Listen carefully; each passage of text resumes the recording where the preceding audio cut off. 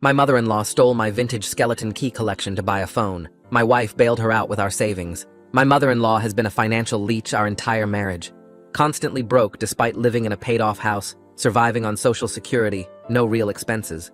She just spends everything on hoarding garbage until her house became unlivable. Rodents, mold, every room packed except the master bedroom she converted into a studio apartment. Last week, she demanded I buy her a new smartphone as a gift.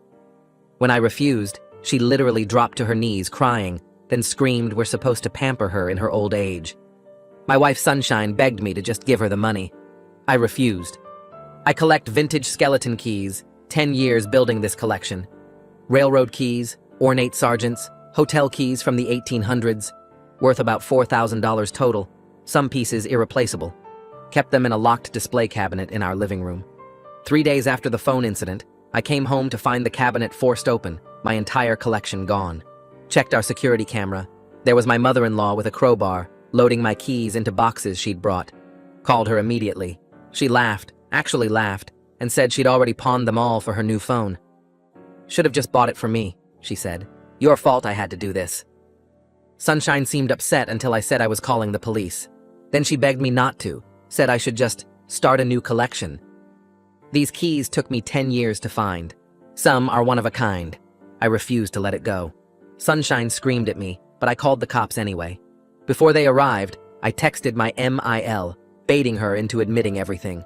She bragged about selling them, called my collection tacky, even told me which pawn shop and that she got $300. $300 for $4,000 worth of antique keys. Police took it seriously, arrested her that day, retrieved my collection from the pawn shop. The shop owner said she'd claimed the keys belonged to her deceased husband. She's not even a widow. Her ex divorced her 15 years ago. Sunshine paid the pawn shop back from our joint account without telling me. When she got home, we had our biggest fight ever. I told her I was done enabling her toxic mother, changing the locks, and we needed marriage counseling or I'd consider separation. Instead of begging me to reconsider, she packed a suitcase and left for a motel, dramatically pausing like she expected me to stop her. I didn't. Next morning, she texted demanding I transfer money for her mother's bail since I got her arrested. I refused. She responded with just, "Wow." Then I checked our joint account. She'd withdrawn enough for bail plus the pawn shop repayment. Found her at a cheap motel nearby that evening. When I confronted her about the money, she said, since I wouldn't pay bail for the woman I had arrested, she got the money from me anyway. Called it karma and threatened to call the cops if I didn't leave.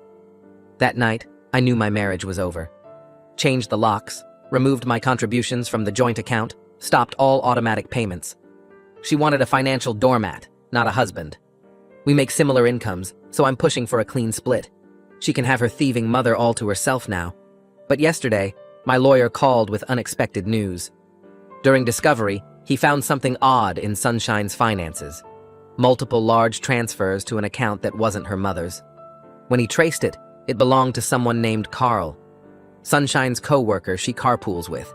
The same guy whose name appeared on a lease for an apartment Sunshine signed as co-tenant 6 months ago. My wife has been living a double life, using her mother's constant crises as cover for why she was always gone, why money kept disappearing. Her mother knew. She's been helping Sunshine hide the affair in exchange for Sunshine paying her bills.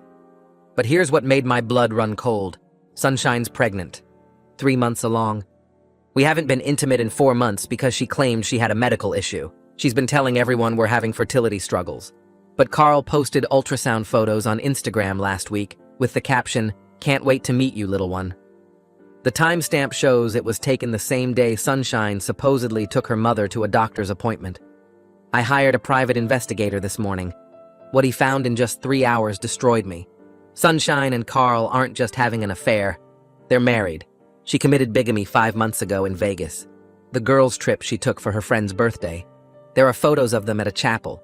Sunshine in a white dress, Carl in a suit, both wearing wedding rings I've never seen. The investigator found more. Sunshine's been slowly selling my things on Facebook Marketplace. My watches, sports memorabilia, electronics I thought were in storage. She's furnished their entire apartment with items from our house. But the skeleton keys weren't meant for a phone. The investigator showed me security footage from the pawn shop. Sunshine was there with her mother. They pawned the keys together. The $300 wasn't for a phone, It was a storage unit deposit. My mother-in-law only stole half my collection. The other half has been disappearing piece by piece for months, replaced with replicas. Yesterday, someone tried to take out a $50,000 loan against our house using my forged signature. The application came from Carl's IP address. Sunshine's been systematically destroying my life while planning her escape. But tonight, I found something that changes everything. Sunshine's not pregnant with Carl's baby. The ultrasound she showed him is fake, downloaded from a pregnancy website. She's scamming him too. There's just one problem. Sunshine really is pregnant, just not with his baby, or mine.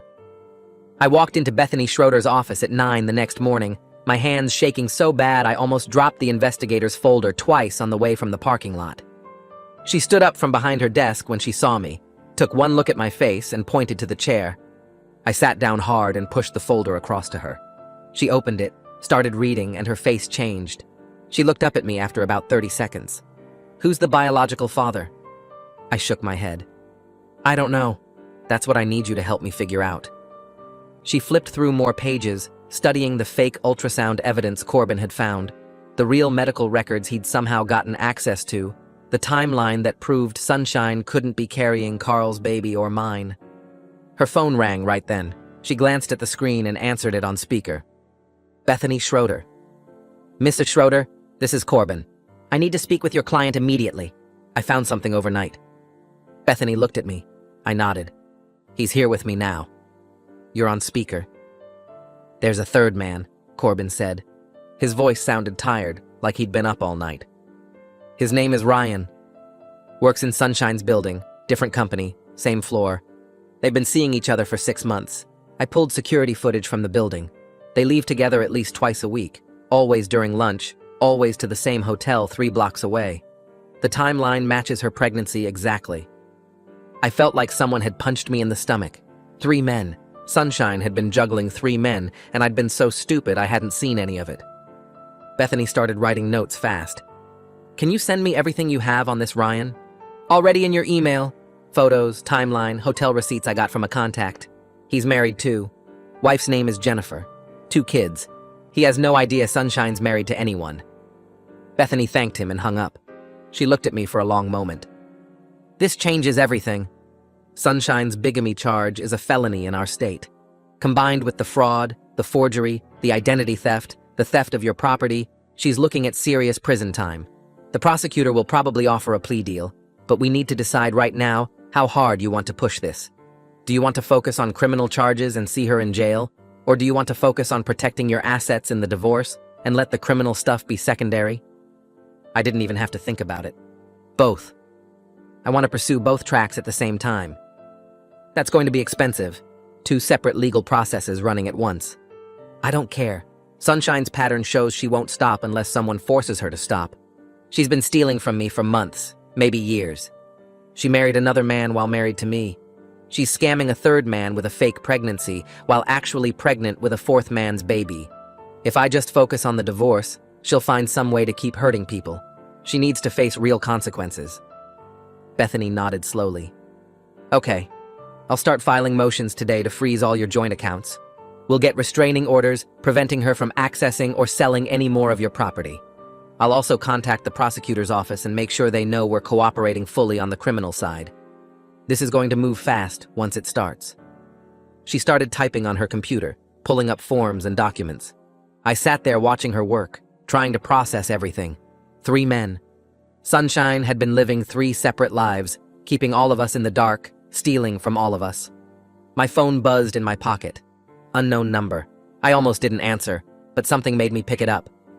"This is Detective Evan Montes with the Fraud Division. Am I speaking with the homeowner at 2847 Maple Drive?" "Yes, that's me." "Sir, I need you to come down to the station this afternoon for a formal interview regarding a fraudulent loan application. The bank's fraud department has been investigating for 2 days. We found the IP address that submitted the application. It belongs to a Carl Brooks. Does that name mean anything to you?" I looked at Bethany. She was watching me, listening. "Yes, that's my wife's boyfriend, or husband. She married him 5 months ago in Vegas." There was a pause on the other end. "Your wife married someone else while married to you?" "Yes. I just found out yesterday. I'm sitting in my lawyer's office right now dealing with it. Sir, I'm going to need you to come in as soon as possible. Can you be here by 2 this afternoon? I looked at Bethany again. She nodded. I'll be there. I spent the next 3 hours at the police station in a small interview room that smelled like old coffee and cleaning chemicals. Detective Montes was maybe 40, built like he used to play football, with tired eyes that said he'd seen too much. He had me walk through everything from the beginning. The skeleton keys, my mother-in-law's arrest, Sunshine leaving, discovering the affair, hiring Corbin, finding out about the bigamy, the fake pregnancy, the real pregnancy, the third man named Ryan. He took notes the whole time, occasionally stopping me to ask questions or have me clarify something. Then he showed me printouts of my bank statements, my credit reports, loan applications I'd never seen before. Someone had been trying to access my accounts for months. Small attempts at first, testing the waters, then bigger ones. The $50,000 loan against my house was just the latest. We're building cases against both your wife and potentially Carl Brooks, if he was knowingly involved in the fraud attempts. The IP address evidence is strong, but we need to establish whether he knew he was committing fraud or if your wife was using his computer without his knowledge. Can I ask you something? I said. He nodded. How does someone do this? How does someone live 3 separate lives and keep it all straight? Detective Montes leaned back in his chair. I've been doing this job for 15 years. I've seen people run elaborate cons that lasted decades. The truth is, most people aren't paying attention. They trust the people they love. They don't question things that seem slightly off because they want to believe everything's okay. Your wife counted on that. She counted on you, Carl, and Ryan all being too trusting or too busy to compare notes. He was right. I'd been too trusting. I'd believed Sunshine when she said she had a medical issue. I'd believed her when she said she was helping her mother. I'd believed her about fertility struggles and doctor's appointments and girls' trips. I'd believed everything because I loved her and I wanted our marriage to work. I left the police station at 5 with copies of all the reports and a promise from Detective Montes that he'd keep me updated. Bethany called while I was driving home. Corbin's wife Megan had been going through my financial records all afternoon. She specialized in financial fraud, apparently. She'd found something bad. Credit cards opened in my name over the past year. 5 different cards, all maxed out, total debt approaching $35,000. Every single purchase was for furniture, electronics, kitchen stuff, decorations. Sunshine had been furnishing her apartment with Carl using my credit, and I'd never known because she'd been intercepting the statements somehow. I pulled over into a gas station parking lot and just sat there with the engine running. $35,000 in debt I didn't know about. On top of everything else she'd stolen. On top of the fake ultrasounds and the bigamy and the systematic destruction of my life. I called Bethany back. I need to file a police report for identity theft. I'll send you the forms. You'll also need to start disputing the fraudulent accounts with the credit bureaus. I'm not going to lie to you. This is going to take months to resolve fully. But the criminal charges against Sunshine will help prove you weren't responsible for the debt. I drove home in a daze, filed the police report online, started the dispute process with all 3 credit bureaus. It was almost 8 when my phone rang again. Unknown number. I answered it anyway. Is this Sunshine's husband? The voice was male, young, shaking. Who is this? My name is Carl. I need to know if you're really Sunshine's husband because my sister just found your wedding photos online, and I need to know if this is real or if she's lying about this too. I closed my eyes. Here it was, the moment when Sunshine's other victim finally figured it out. Yes, I'm Sunshine's husband. We got married 7 years ago. We're still legally married. She committed bigamy when she married you in Vegas. He made a sound like someone had hit him. Then he started asking questions fast, his voice getting higher and more panicked with each one. How long had I known about him? Did I know about the baby? Did I know about the apartment? Was Sunshine really pregnant? I answered what I could, trying to keep my voice steady. Finally, I told him we needed to talk in person. We needed to compare notes and figure out exactly what Sunshine had done to both of us. He agreed immediately. We made plans to meet at a coffee shop the next day at 10 in the morning. I showed up 15 minutes early and ordered black coffee I didn't want. Carl walked in right at 10, and I knew it was him immediately. Tall, thin, wearing a nice suit like he'd come straight from work. He looked around the coffee shop until he spotted me. I raised my hand. He came over and sat down across from me without ordering anything. His eyes were red. He'd been crying. She told me you were abusive, he said. His voice was quiet. She said you hit her. that she was filing for divorce, that she just needed time to get away safely. She said the reason we had to keep everything secret was because you were dangerous. I never hit her, not once. I didn't even know she was having an affair until 3 days ago. He put his face in his hands. We sat there for a minute while he pulled himself together. Then he looked up at me. Is she really pregnant? Yes, but not with your baby. The ultrasound photos she showed you were fake, downloaded from a pregnancy website. She's actually pregnant, just not with your baby. Or mine. There's a third man named Ryan. Carl's face went white. He pulled out his phone with shaking hands, opened Instagram, showed me the ultrasound photos he'd posted, the ones with the caption about meeting his baby. I told everyone, my whole family, my friends, everyone at work. I posted these online. Everyone thinks I'm going to be a dad. I'm sorry, I said, and I meant it. We were both victims of the same woman. Both of us had been lied to, manipulated, used. Both of us had believed we were building a future with someone who'd never had any intention of being honest with either of us. We spent the next 2 hours comparing notes, showing each other evidence, building a timeline of Sunshine's lies. Carl had copies of their Vegas wedding photos. I had copies of our wedding certificate. He had text messages where Sunshine promised they'd start their real life together once she finalized her divorce from me. I had bank statements showing she'd been stealing from me to pay for their apartment. By the time we finished, we had a complete picture of Sunshine's double life, and it was worse than either of us had imagined. Carl pulled out his phone and scrolled through his messages with Sunshine, his hands shaking as he showed me screen after screen of her promises. She told him she was finalizing her divorce from her abusive ex, that she just needed a few more weeks to get away safely, that they'd start their real life together once the paperwork went through. The messages went back months, each one painting me as someone dangerous she needed to escape. She said I controlled all the money, that I tracked her movements, that she was scared to leave because I'd threatened her. None of it was true. I'd never laid a hand on her, never controlled her finances, never even raised my voice until the day her mother stole my skeleton keys. Carl looked sick as he scrolled through the texts, his face getting paler with each message. He showed me one where Sunshine said she couldn't wear her wedding ring around me because I'd get violent if I knew she'd moved on. Another where she claimed I'd emptied their joint account to punish her for trying to leave. I showed him my bank records proving I'd only removed my contributions after she drained the account for her mother's bail. We sat there comparing our evidence, and the full picture of Sunshine's manipulation became clear. She'd been using both of us for different things while maintaining a third relationship with Ryan that neither of us knew about. Carl had money from a trust fund his grandfather left him, so Sunshine married him in Vegas to get access to those resources. I had the house and stable income, so she stayed legally married to me to keep her claim on our assets. Ryan apparently worked in tech and made good money, so she'd gotten pregnant with his baby to trap him into providing child support. She'd played us all, crafting different stories for each man to keep us separated and funding her lifestyle. Carl started crying when I showed him the fake ultrasound photos he'd posted on Instagram. The investigator had traced them to a pregnancy website where people downloaded stock images for announcements. Sunshine had never been pregnant with his baby. She'd scammed him as thoroughly as she'd scammed me, using his excitement about becoming a father to keep him invested in their fake marriage. He'd told his entire family, posted about it on social media, started buying baby furniture for their apartment. All of it based on lies. The next morning, Carl's sister Nadia called him demanding to know what was happening.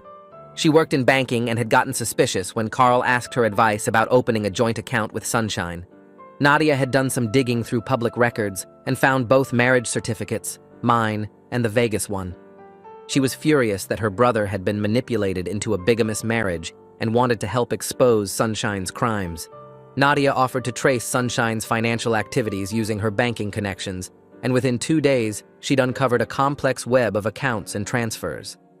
Sunshine had been systematically moving money between multiple accounts for over a year, hiding funds in her mother's name, in fake business accounts, in offshore transfers that looked legitimate but were designed to hide assets before an eventual divorce. Nadia documented everything and sent it to Bethany, who immediately hired a forensic accountant to verify the findings. The accountant spent a week going through every transaction and confirmed that Sunshine had hidden approximately $85,000 in various accounts over the past 2 years. Some of it was my money from our joint account, withdrawn in small amounts that wouldn't trigger alerts. Some of it was Carl's money from his trust fund, that Sunshine had convinced him to transfer for their future together. The rest came from selling my possessions on Facebook Marketplace, my watches and sports memorabilia and electronics, all carefully sold, and the money laundered through her mother's accounts to make it harder to trace. The accountant found evidence of systematic fraud going back years, long before Sunshine had even met Carl. She'd been planning this for a long time. 3 days later, Bethany called to tell me Detective Montes was making his move.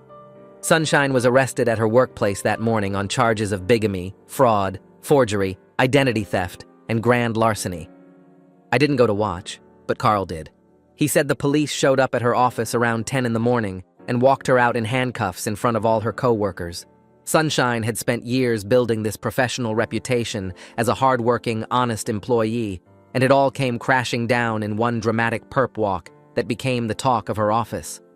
People she'd worked with for years watched as she was loaded into a police car, crying and screaming that this was all a mistake.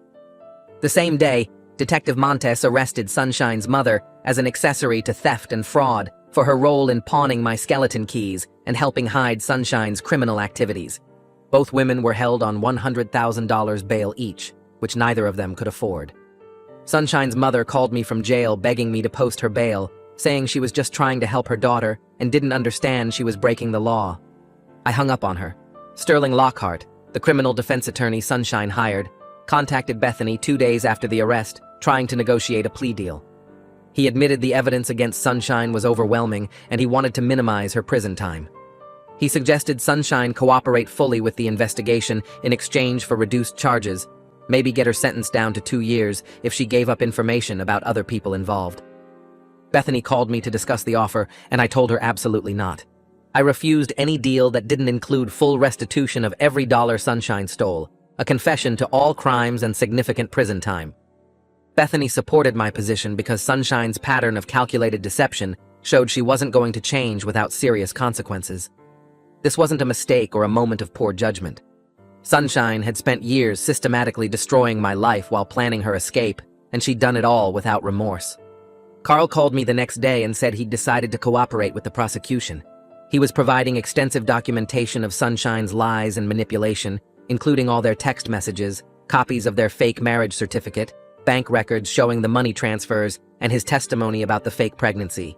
His evidence about the ultrasound photos and bigamous marriage strengthened the case significantly because it showed Sunshine's pattern of fraud extended beyond just financial crimes. 2 weeks after Sunshine's arrest, the ultrasound technician who'd performed Sunshine's actual pregnancy scan confirmed through medical records that Sunshine was 12 weeks pregnant, not 3 months, like she'd claimed to Carl. The dates didn't match up with anything Sunshine had told either of us. Detective Montes tracked down the biological father, a guy named Ryan who worked at Sunshine's company in a different department.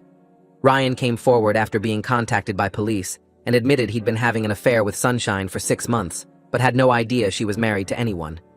He thought she was single. When Detective Montes told him about the pregnancy, Ryan went white and said his wife was going to kill him.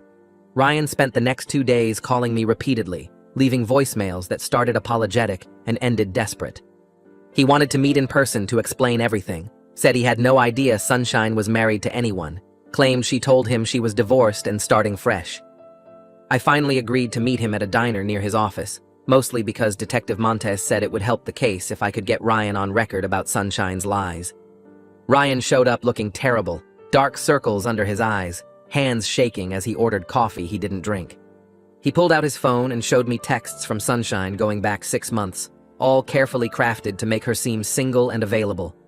She told him she worked in marketing at a different company, said she was renting an apartment alone after a bad breakup, even sent him photos of herself at places I recognized as our house, but cropped, so nothing identifiable showed. Ryan's wife had found out about the affair 2 days earlier when Detective Montes contacted him, and she'd filed for divorce that same afternoon.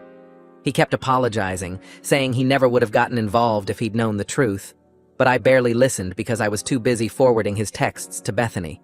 The prosecutor called me that evening and said they now had enough evidence to charge Sunshine with multiple counts of fraud, bigamy, identity theft, and grand larceny. Ryan had agreed to testify in exchange for immunity, and Carl was doing the same. Sunshine's co-workers started coming forward after her arrest became office gossip, providing statements about her constant lies regarding doctor appointments and family emergencies that never actually happened.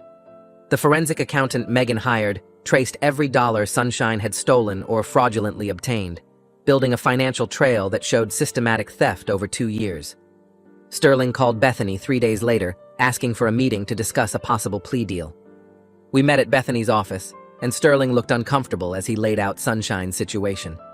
He had copies of all the evidence against her, stacked in 3 thick folders on the conference table.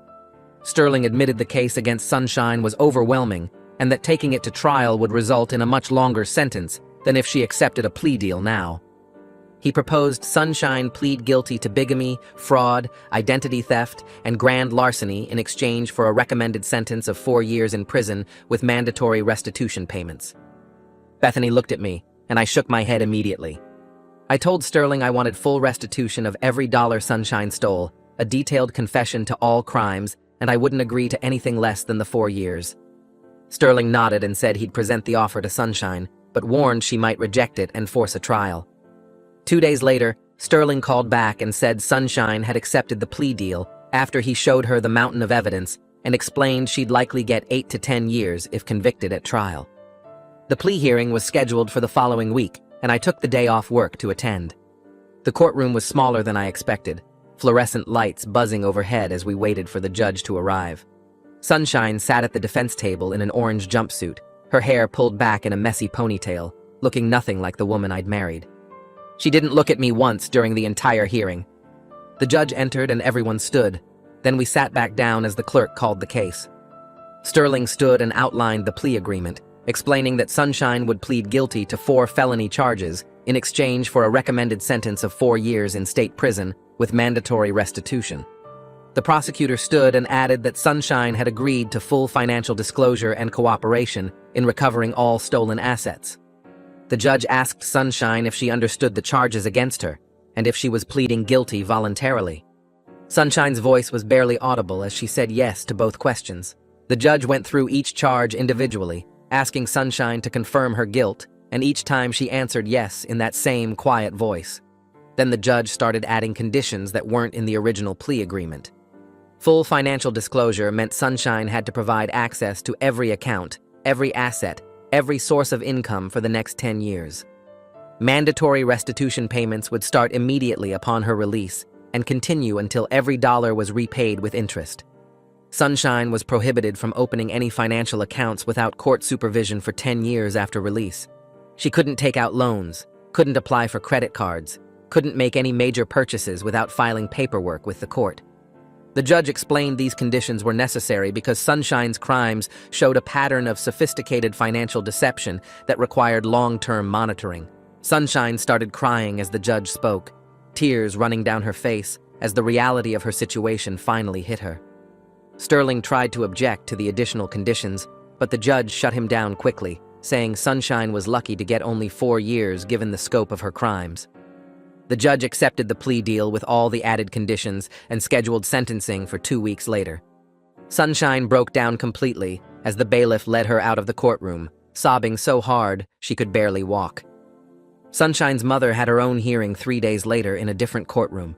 Her public defender had negotiated a lighter sentence because her role was primarily as an accessory rather than the main perpetrator. She pleaded guilty to theft and fraud charges related to the skeleton keys and received 18 months in county jail plus 3 years probation. The judge ordered her to pay full restitution for the keys and testify truthfully about Sunshine's activities if called as a witness. She looked angry throughout the entire hearing, glaring at me like this was all my fault instead of the consequences of her own actions. The divorce proceedings moved faster than I expected since Sunshine couldn't contest anything from jail. Bethany filed all the paperwork within a week of the plea hearing, and because Sunshine had pled guilty to fraud and theft against me, the judge granted everything I requested.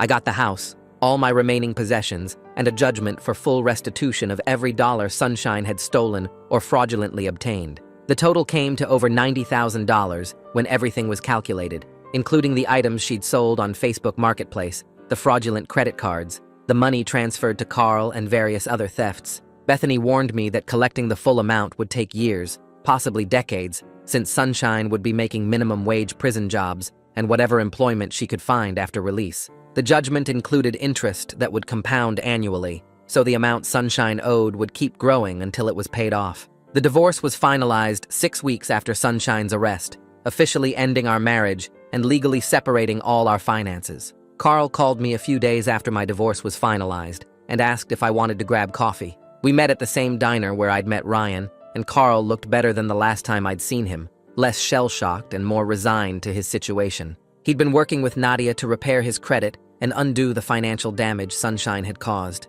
Nadia had discovered Sunshine had opened 2 credit cards in Carl's name without his knowledge, running up nearly $15,000 in debt that Carl was now disputing. She'd also found that Sunshine had forged Carl's signature on a lease renewal for their apartment, committing him to another year of rent payments for a place he no longer wanted to live in. Carl was fighting to break that lease and recovering the security deposit Sunshine had paid using money she'd stolen from me. We started meeting regularly after that, sometimes for coffee, sometimes for lunch, comparing notes on the legal processes we were both navigating. It felt strange at first, becoming friends with someone who'd been sleeping with my wife, but we were both victims of Sunshine's manipulation, and that created an odd bond between us. Nadia started helping me too, reviewing my credit reports and setting up fraud alerts on all my accounts. She showed me how to freeze my credit so no one could open new accounts in my name, and helped me create a system for monitoring my financial accounts daily to catch any suspicious activity immediately. Carl and I would joke darkly about starting a support group for people scammed by Sunshine,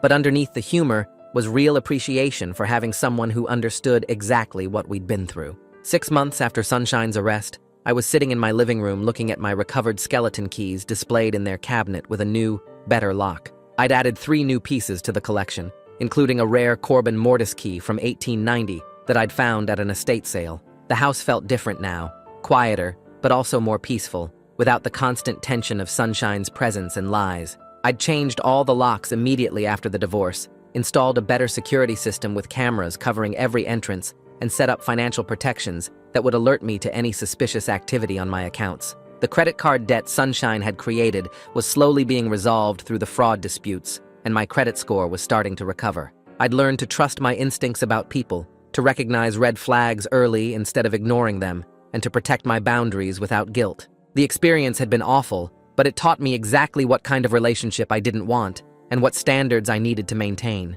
I was dating again, casually, taking things slow and being upfront about my past and what I was looking for in a partner. Some dates went nowhere, but that was fine, because I wasn't desperate or settling anymore. I had my house, my collection, my financial security, and a clear sense of who I was and what I deserved. Sunshine was serving her sentence in a state prison 2 hours away, and I never visited or responded to the letters she sent, trying to apologize and explain. Carl told me she'd tried reaching out to him too, but he'd blocked her completely and moved on with his life. The future felt open and honest in a way it hadn't in years, and I was genuinely excited about building something real with someone who valued truth as much as I did.